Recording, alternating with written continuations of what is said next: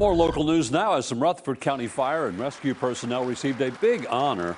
But for a certain father and daughter, it means so much more. First responders were honored for saving the lives of two people during last month's flooding.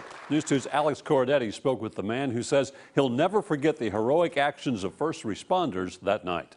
Powerful floodwaters devastated parts of Rutherford County. More than 30 water rescue calls were reported the last weekend of March, one of them taking place on Central Valley Road. Lance Alexis and his 13-year-old daughter Annabelle were driving back home on March 28th, a drive Alexis won't soon forget. So I made the turn and I saw that there had been some caution tape, but it was on the ground. And so I went, okay, well, it must be open. And so I took the path. And before I know it, I'd hit some water. The current took Alexis's minivan down the road. Next thing you know, we started taking on water.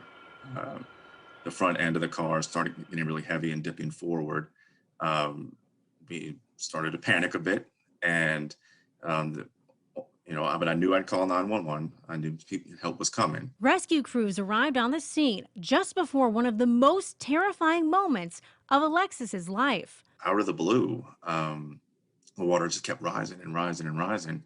And next thing you know, I couldn't see them anymore. And found out later that we had now become submerged. I don't think we were ever without oxygen. We were getting very, very close when they broke the back glass and we were pushed out. Alexis says time stood still.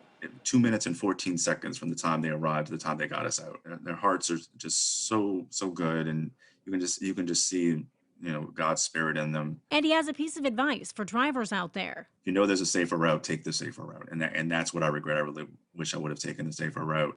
If you do find yourself stuck in a submerged vehicle during flash flooding, there are several tools that you'll be able to take advantage of, such as this window hammer and seatbelt cutter, which could end up saving your life. Alex Corradetti, News 2. The commendations and medals were given during a county commission meeting earlier this month with the victims and family members present.